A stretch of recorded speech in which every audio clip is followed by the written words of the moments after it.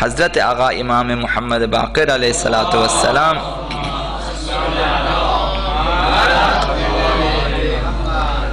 جن کی شب شہادت ہے، اور انہوں نے اس سلسلے میں فرمایا بنی الاسلام علی خمسہ، اسلام قائم ہے 5 ارکان پہ، 5 بنیادوں پہ،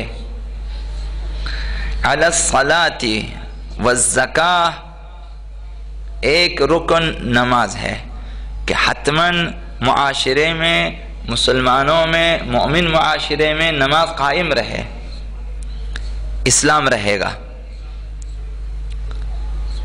نماز کا کردار ہے۔ یہاں سے اندازہ ہوگا کہ نماز کے بارے میں اس قدر تاکید کیوں کی گئی ہے۔ اگر نماز قائم رہے، دین قائم رہے گا، ایک رکن ہے۔ اور دوسری چیز زکوٰۃ ہے، زکوٰۃ واجبی، زکوٰۃ مستحبی، صدقات وغیرہ جو ہیں یہ بھی ایک رکن ہے اقتصادی۔ اگر زکوٰۃ نہ دیے جائیں، لوگ اپنے اموال کو پاک نہ کریں اور غریبوں تک، مسکینوں تک، ناداروں تک نہ پہنچیں، تو پھر اسلام نہیں پھیلے گا۔ تیسرا رکن حج ہے۔ اگر خانہ خدا کو فراموش کر دیں اور سنت ابراہیمی کو بجا نہ لائیں، اور وہاں وہ جو رکن اسلام ہے حج بیت اللہ الحرام اگر انجام نہ دیں تو اسلام نہیں پھیلے گا۔ یہ رکن اسلام ہے۔ سالانہ اجتماع ہونا چاہیے مسلمانوں کا، عظیم اجتماع خانہ خدا کے پاس، یہ ضروری ہے۔ اور 5ویں والصوم، چوتھا رکن روزہ ہے۔ ماہ مبارک رمضان میں روزہ رکھنا چاہیے۔ تمام بالغ و عاقل مومن مسلمانوں کے لیے فرض ہے کہ روزہ رکھیں۔ یہ انسان ساز مہینہ ہے۔ اس ماہ میں اور اس کی راتوں میں، شبہائے قدر میں اور باقی جو شبہائے نزول قرآن، بہت سارے برنامے ہیں، اور اعتکاف سمیت جو کہ اس ماہ کا ایک خاص حصہ ہے۔ اسلام، دین اسلام، مکتب اہل بیت کو پھیلانے اور اس کی تبلیغ میں اس کا اہم کردار ہے، اور انسان سازی میں۔ 5واں رکن ولایت ہے، ولایت پذیری۔ انسان ولایت اہل بیت کو قبول کرے، مانے، تسلیم کرے اور پیروی کرے۔ قبولی ولایت کا معنی یہ ہے کہ ہم ولایت اہل بیت کو سمجھیں، تسلیم کریں اور اپنی زندگی کو نظام ولایت کے تحت منظم کر لیں۔ یہ دوسری حدیث میں یہ بات آئی ہے کہ ولایت پذیری کا مطلب یہ ہے کہ ولایت کو قبول کر کے اس پیروی کریں، اور تمام اعمال ولی خدا کی رہنمائی میں انجام پانے چاہیے۔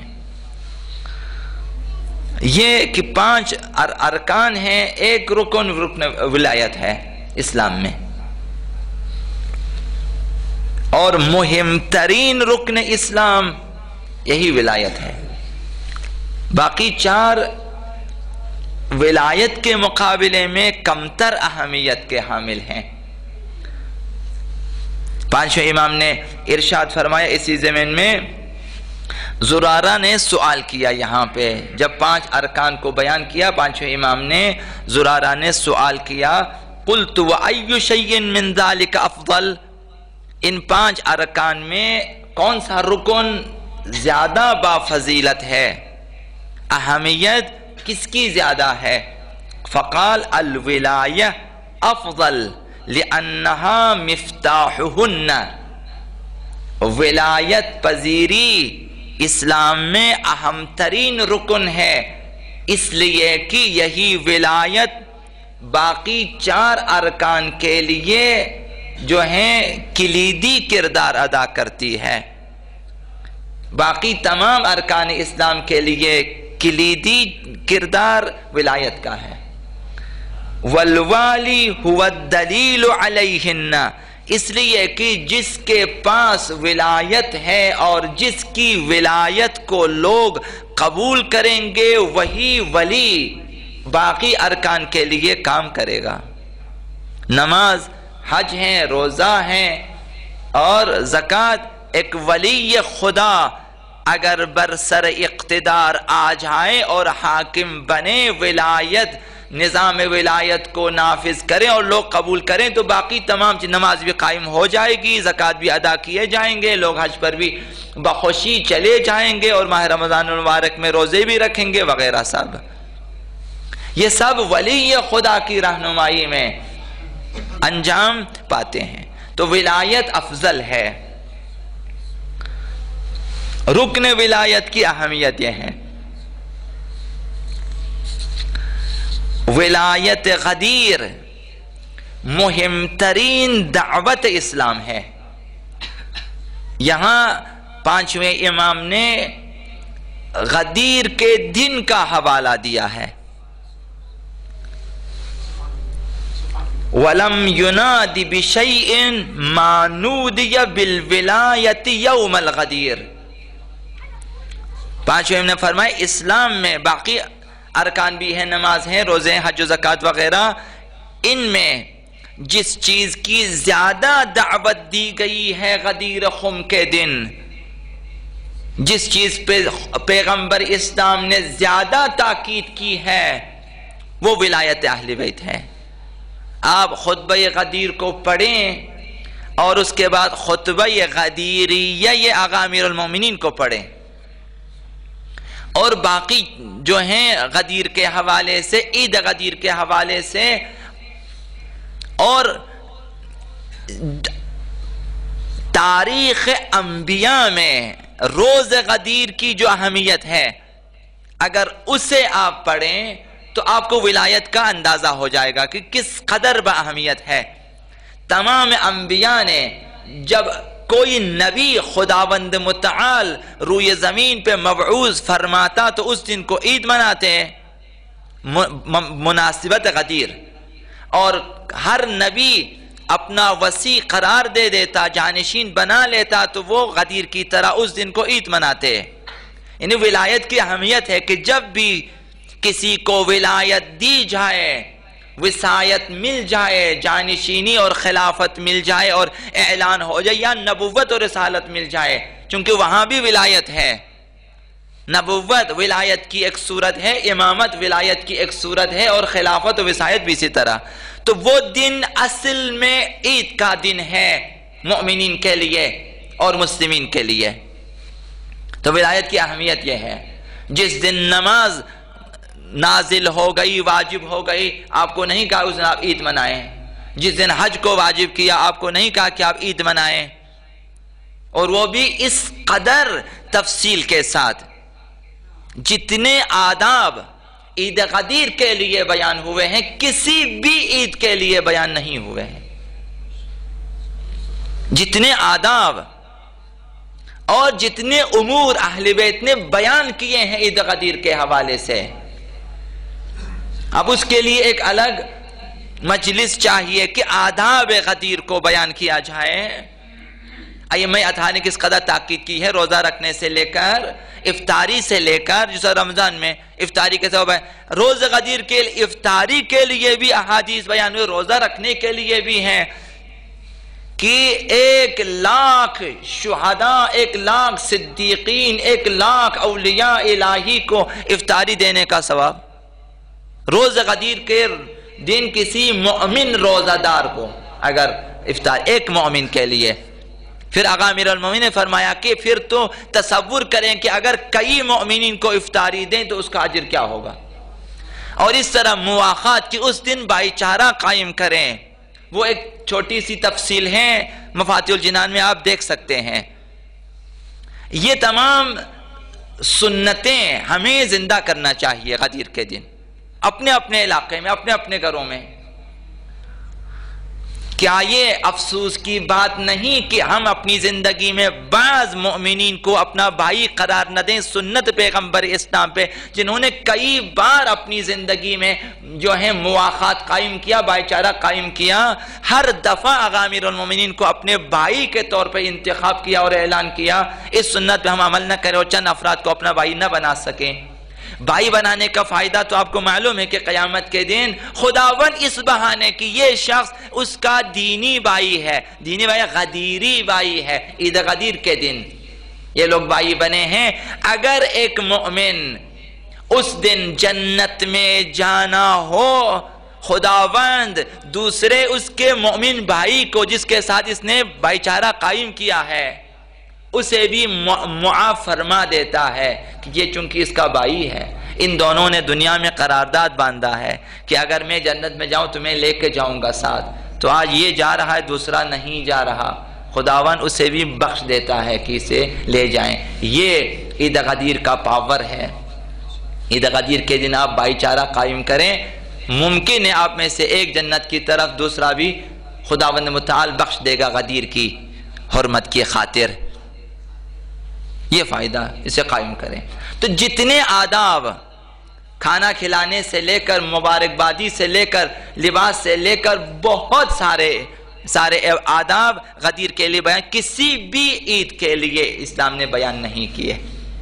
تو مہم ترین ولایت یہی ہے، مہم ترین رکن یہی ولایت غدیری، روز غدیر جس ولایت کا اعلان ہوا۔ تو آقا امام باقر علیہ السلام نے ارشاد فرمایا، وَلَمْ يُنَادِ بِشَيْءٍ مَا نُودِيَ بِالْوِلَایَةِ يَوْمَ الْغَدِيرِ۔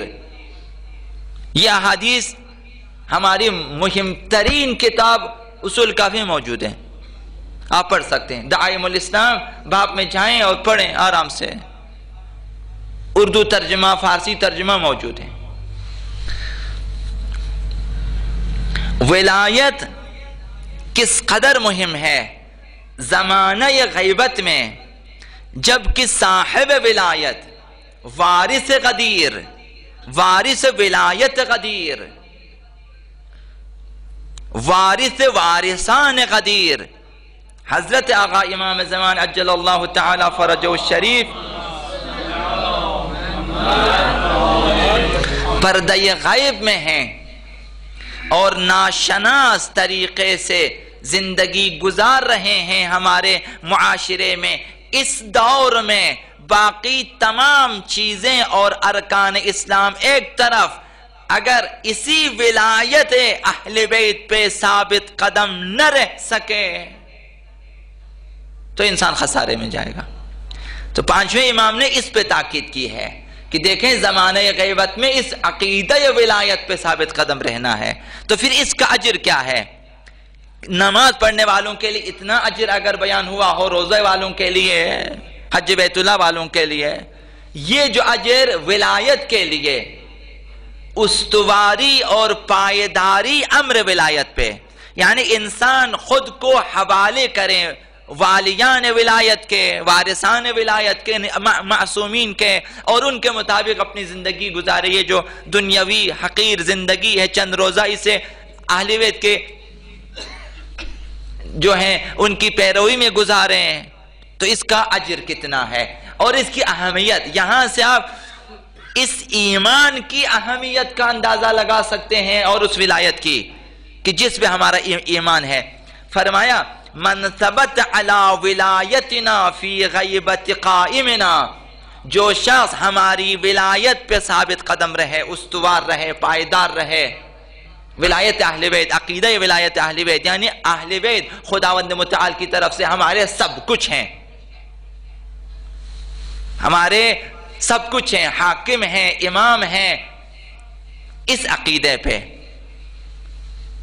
اور اہل بیت کی اطاعت کرے۔ من ثبت علی ولایتنا فی غیبت قائمنا اعطاہ اللہ، اس پائی مردی کی وجہ سے، اس ثابت قدمی کی وجہ سے، اس استواری کی وجہ سے خداوند متعال اسے عنایت فرماتا ہے اجر 1000 شہید من شہداء بدر و حنین، 1000 شہدائے بدر کا ثواب، 1000 شہدائے احد کا ثواب، شہدائے حنین، جنگ حنین میں جو لوگ شہید ہوئے پیغمبر اسلام کے ساتھ، جنگ بدر میں جو لوگ شہید ہوئے مجاہدین اسلام، 1000 شہید کا ثواب صرف اس زمانے میں عقیدہ ولایت و امامت پہ ثابت قدم رہنے کا ہے، کہ اس زمانے میں اگر آپ اطاعت کریں تو اس کی اہمیت بہت زیادہ ہے۔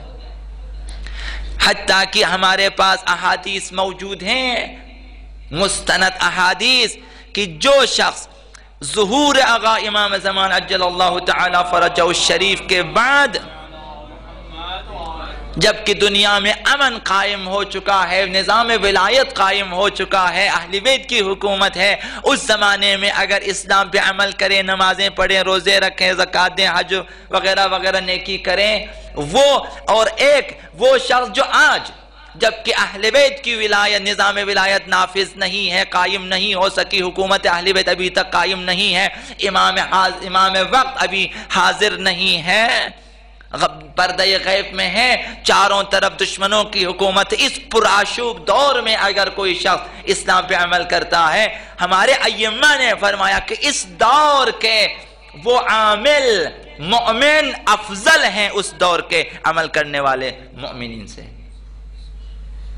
جو سب کچھ ہونے کے بعد اب آپ عمل کریں گے، وہاں کوئی خطرہ نہیں ہے آپ کے لیے، وہاں کوئی شیطنت کم ہے، وہاں بعض کے بقول وہاں شیطان بھی قتل ہو جاتا ہے، ختم ہو جاتا ہے، صرف انسان کے پاس خواہشات نفس رہتا ہے، باقی شیاطین ختم ہو جاتے ہیں، کفار ختم ہو جاتے ہیں، وسوسے ختم ہو جاتے ہیں، تمام فتنہ و فساد فحشا وغیرہ ختم ہے، تو انسان کو آزادی مل جاتی ہے، خواہشات نفس کافی آتا ہے، وہاں خود امام موجود ہیں، عقلیں کامل ہو جائیں گی اور ہر چیز فراہم ہے، اس دن عمل کرنا مہم نہیں ہے، آج عمل کرنا مہم ہے۔